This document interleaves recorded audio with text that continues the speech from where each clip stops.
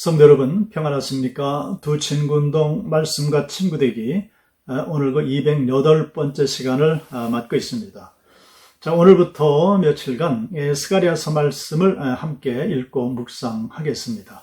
자, 오늘은 1장부터 4장까지의 말씀을 보시게 될 텐데, 각 장으로 들어가기 전에 먼저 전체적인 말씀을 좀 요약적으로 드리도록 하겠습니다.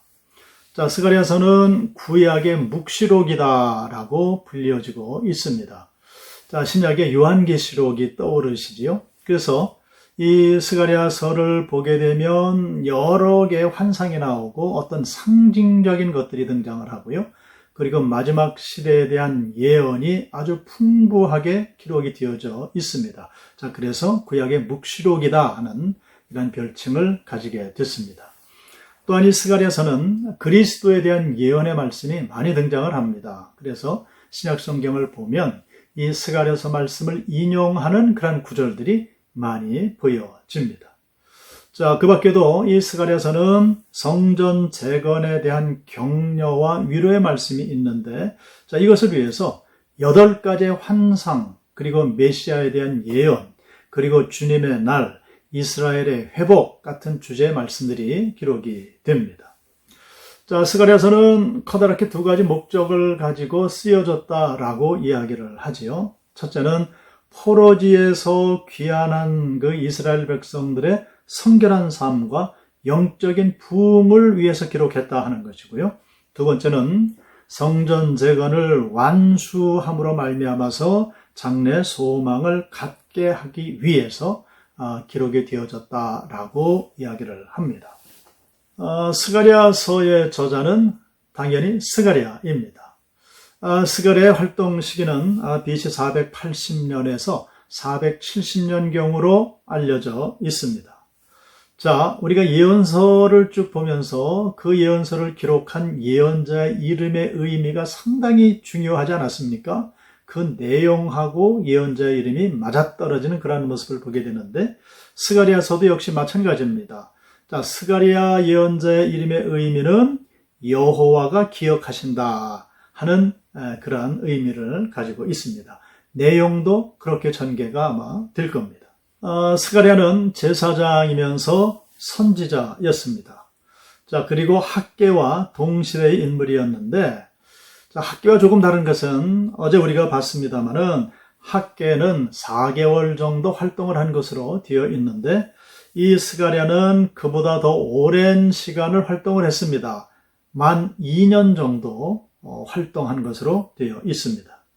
자, 스가랴는 바벨론에서 출생을 했습니다. 그리고 1차 포로 귀환 때인 주전 537년에 이 두 사람 이름을 우리가 기억을 해야 됩니다. 총독 스룹바벨과 대제사장 여호수아의 인도 아래 다른 유다 백성들과 함께 고국 땅으로 귀환을 했습니다.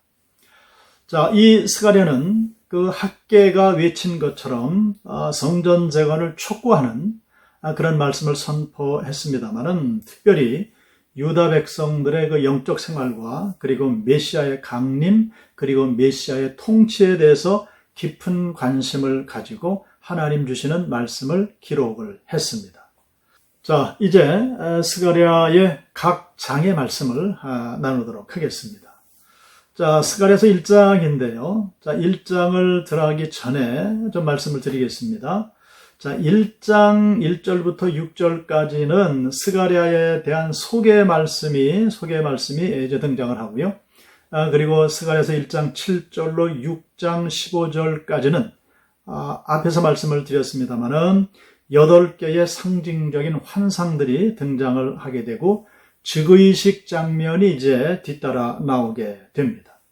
자, 이 8개의 환상들은 예루살렘에 있는 그 포로 후기 백성들로 하여금 하나님의 집의 건축을 계속해서 완성하도록 격려하고 용기를 주기 위해서 의도된 것으로 알려져 있습니다. 그리고 다음과 같은 교훈들을 가르쳐주고 있습니다.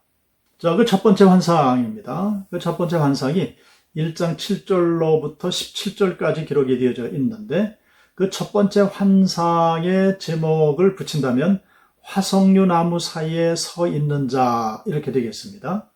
자, 스가랴가 환상을 보는데 말을 탄 자들이 화석류 나무에 서 있는 겁니다. 스가랴가 묻습니다. 이 환상에 대한 의미가 무엇인가? 라고 물을 때에 그 환상 중에서 말을 탄 자가 하나님의 명령으로 이스라엘 온 땅을 감찰하고 돌아왔는데 온 땅을 감찰한 결과가 평안하고 조용했다. 이렇게 대답을 합니다. 자, 이 말씀의 의미는 하나님이 이제 일하실 때가 되었다라는 그런 의미로 이 첫 번째 환상이 그렇게 보여지는 겁니다. 즉 하나님께서는 하나님 앞에 불순종하고 범죄한 이스라엘 백성들이었습니다마는 그들을 기억하셨다는 겁니다. 잊지 않으시고 그들을 회복시켜 주시고 특별하신 보호와 관심을 가지고 계심을 이 말씀을 통해서 우리가 알 수가 있습니다. 자, 그리고 1장 18절에서 21절까지 해서 두 번째 환상이 나오는데 네 뿔과 네 공장에 대해서 이제 나옵니다. 자, 이스라엘의 대적들이 결국 전쟁으로 스스로 멸망하게 되죠. 그래서 하나님의 성전을 건축하는데 더 이상 방해가 없을 것임을 가르쳐 주시는 환상으로 등장을 하고 있습니다. 자, 그리고 2장으로 넘어갑니다. 자, 2장의 세 번째 환상이 이제 등장을 하는데요. 그 세 번째 환상은 청량줄을 잡은 사람의 환상이 나타납니다.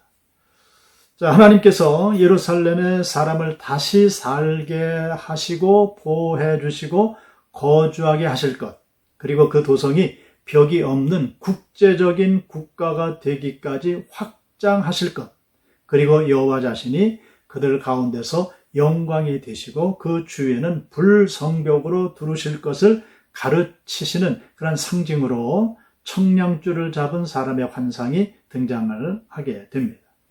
자, 그리고 3장으로 넘어갑니다. 자, 3장에는 네 번째 환상이 등장을 합니다. 그 환상은 여호와의 천사 앞에 서 있는 대제사장 여호수아의 모습인데 그 환상의 모습을 보면 처음에는 이 대제사장 여호수아가 입고 있던 옷이 누더기 옷이었습니다. 근데 하나님께서 그 누더기 옷을 벗기시죠. 그 누더기 옷은 더러운 모든 죄악들을 상징적으로 보여주는 겁니다.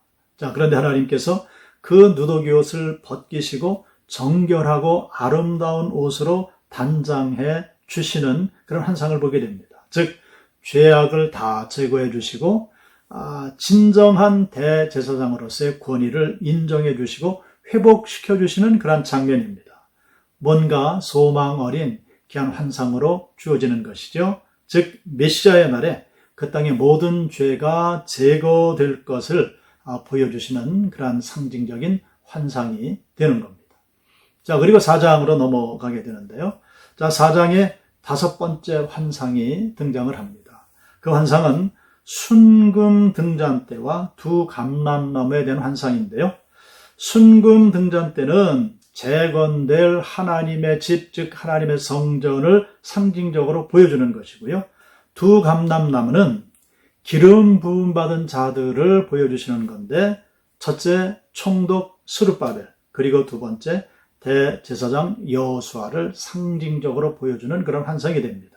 자, 그러니까 이 환상은 스룹바벨에게 주시는 말씀이 되는데 대제사장 여호수아와 합심해서 백성들과 성전 재건에 힘쓸 것을 권면해 주시는 그런 상징적인 말씀이 되겠습니다. 그래서 하나님께서 이렇게 회복시켜 주시고 권위를 주시고 당신의 집을 재건하게 하시는 이런 축복의 말씀으로 이 4장이 맞춰지고 있는 겁니다. 자, 오늘은 여기까지 말씀을 보시게 될 텐데요. 이 말씀을 보면 하나님께서 이 환상으로 모든 것들을 먼저 보여주시고 그리고 환상 보여주신 대로 모든 것들을 이루어내시는 귀한 모습을 보게 됩니다. 자, 이제 구약 성경이 이제 얼마 남지 않았죠. 이 스가랴서를 포함해서 두 책이 남아 있는데 이 끝으로 갈수록 하나님께서 이스라엘을 회복하시고 축복하시고 장래 소망을 주시는 그런 말씀들로 치닫고 있음을 보게 됩니다.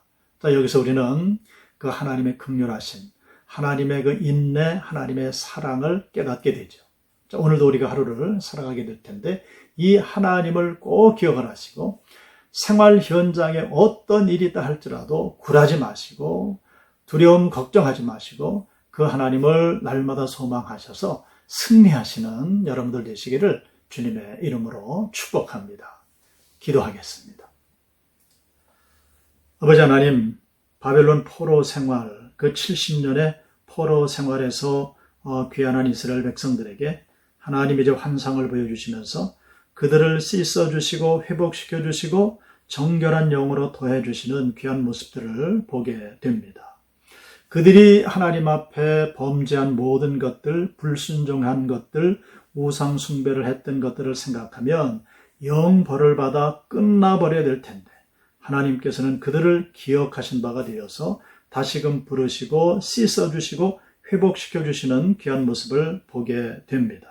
바로 그분이 오늘 우리가 믿는 하나님이심을 기억하며 만만 감사드리며 모든 영광을 올려드립니다. 오늘도 그 하나님과 동고동락하며 승리할 수 있는 우리 모든 삶의 현장, 믿음의 현장이 되게 하여 주시옵소서.